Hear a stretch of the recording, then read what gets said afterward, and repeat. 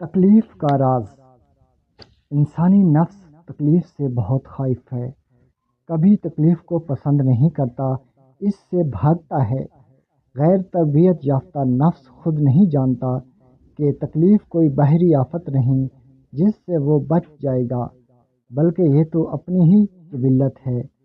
تکلیف ایک حفاظتی نظام ہے جو نفس میں نصب ہے۔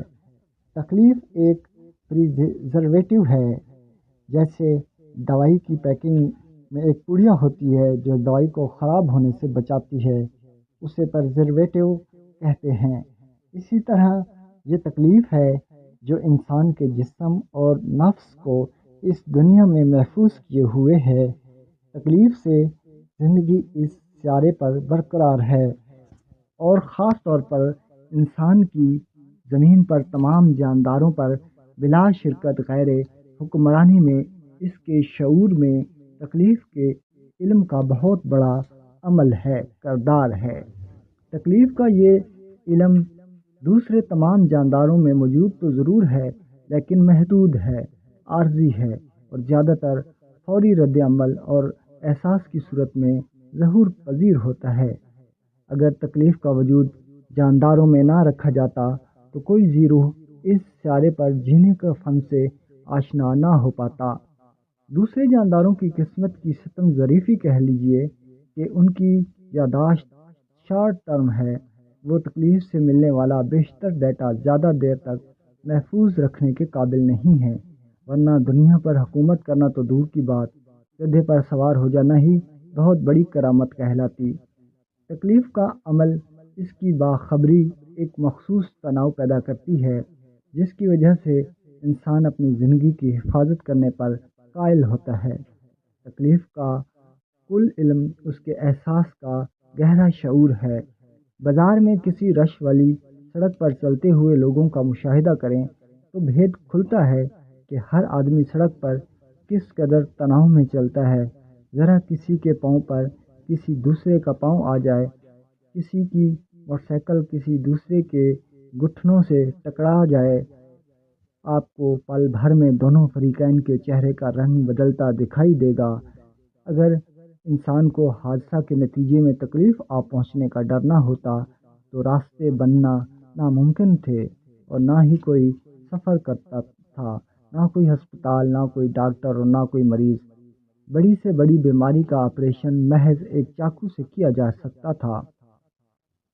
لوگ فیشن کے طور پر اپنی آنتیں کاٹ پیٹ سے نکال کر گلے میں مفلر کی طرح لٹکائے بازاروں میں گھوما کرتے۔ کبھی آپ نے سوچا ہے کہ ہم بال کیوں کٹواتے ہیں؟ کیا اس لیے کہ سب کٹواتے ہیں، یا پھر اس کی اصل وجہ یہ ہے کہ بالوں میں تکلیف کا کوئی احساس نہیں ہے، اس لیے ان کی تراش خراش ممکن ہوتی ہے؟ یہی معاملہ ناخنوں کے پہلے حصے کا بھی ہے۔ یہ تکلیف ہے جس کے آ جانے کے ڈر سے ہم خود کو حادثات سے بھری اس دنیا میں سنبھالے پھرتے ہیں۔ یہ ایسے ہی ہے جیسے پتھروں کی بارش میں کانچ کا انسان خود کو ٹوٹنے سے بچانے کی کوشش میں دیوانہ وار مصروف ہے۔ ایسا کرنے سے وہ کچھ دیر جینے میں کامیاب تو ہو سکتا ہے، مگر تکلیف کو فنا کر دینا اس کے لیے کبھی ممکن نہیں ہے، کیونکہ تکلیف موت کا لباس ہے۔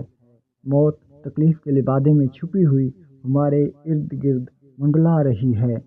تنہائی میں اپنا جائزہ لیں کہ اگر کسی کو تکلیف کے آ جانے پر آپ اس کا سامنا کیسے کرتے ہیں۔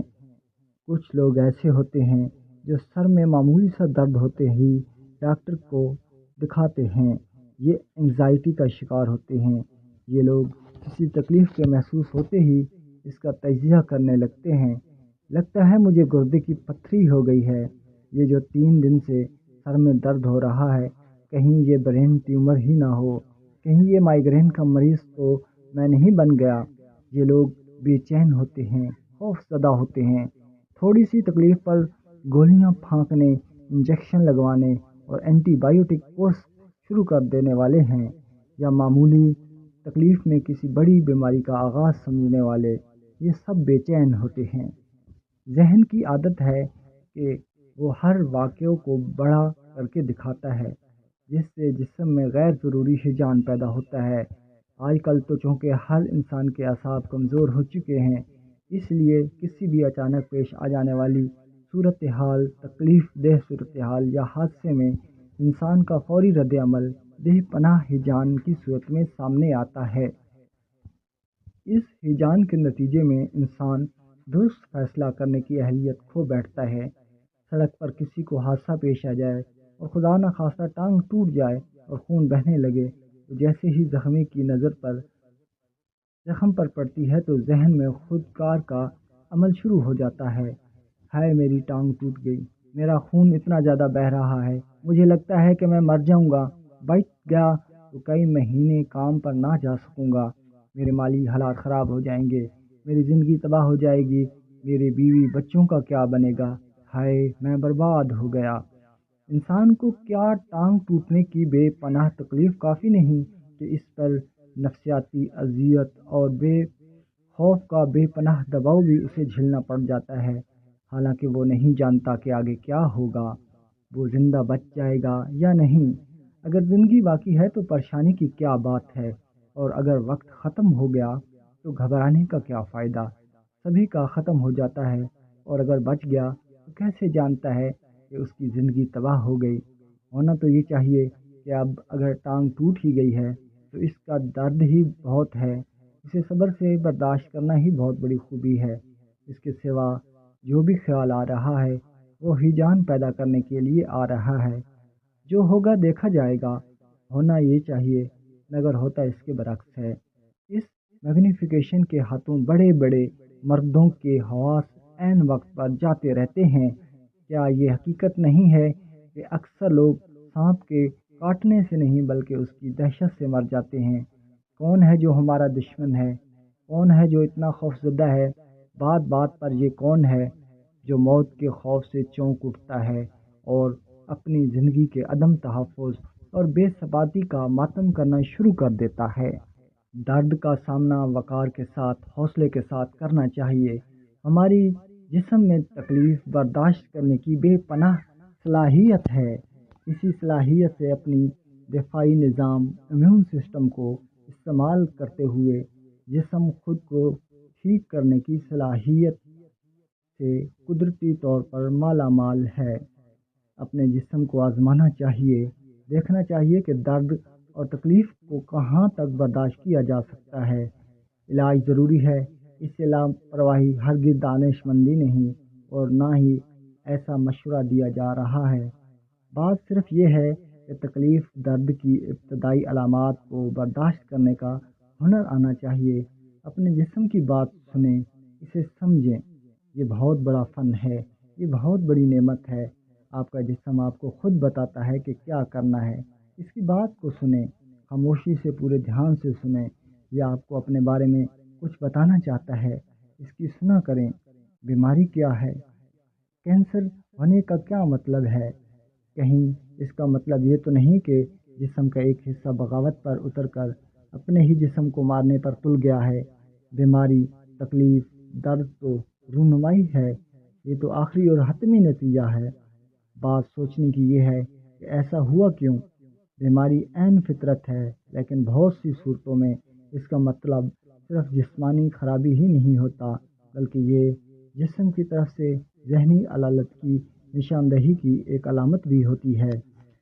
جسم علامات کی مدد سے ذہن کو بتانے کی کوشش کرتا ہے کہ گڑبڑ ہو رہی ہے، مگر ہم ان علامات کو سننے اور سمجھنے کی بجائے انہیں دوائی سے دبانے کی کوشش کرتے ہیں۔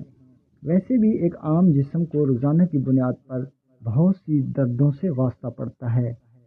ان پر اچانک ہیجان زدہ پینک ہو جانا صرف بے چینی ہی پیدا کر سکتا ہے۔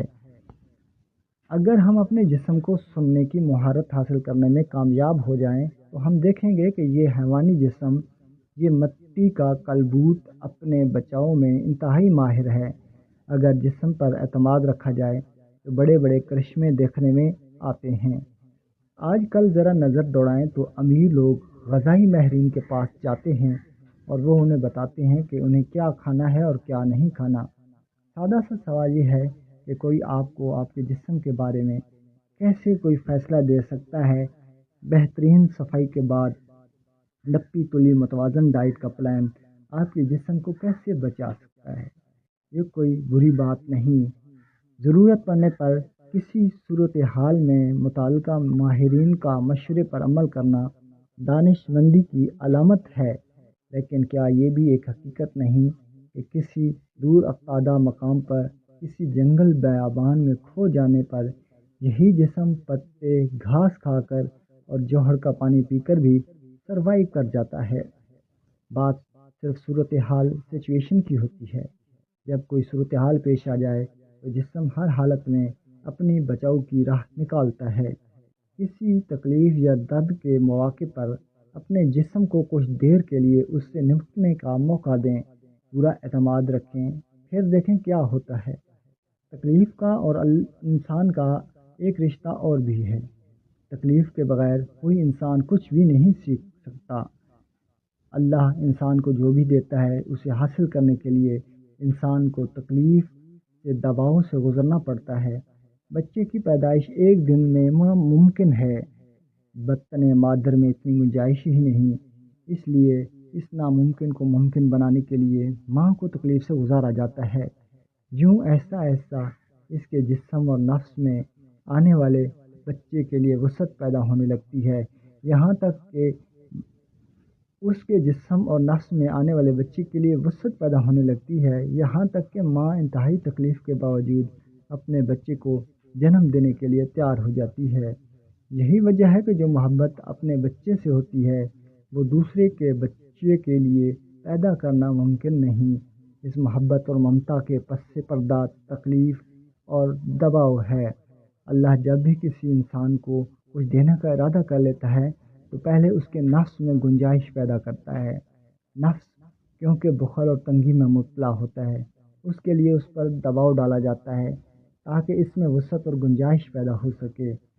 آپ اپنی زندگی کا مشاہدہ کریں تو آپ کو اپنی کامیابیوں کے پیچھے طویل ناکامیاں، ریاضت، تکلیف اور بے پناہ دباؤ نظر آئے گا۔ یہ قدرت کا اصول ہے، جتنا بھی ہم پر دباؤ پڑتا ہے اس کا صاف مطلب یہی ہوتا ہے کہ کوئی نئی عطا ظہور پذیر ہونے والی ہے۔ یہ بھی تکلیف کا ایک چہرہ ہے۔ ہر تکلیف کے پس پردہ رب کائنات کی رحمت چھپی ہے۔ تکلیف اللہ کے بندے سے محبت کی نشانی ہے۔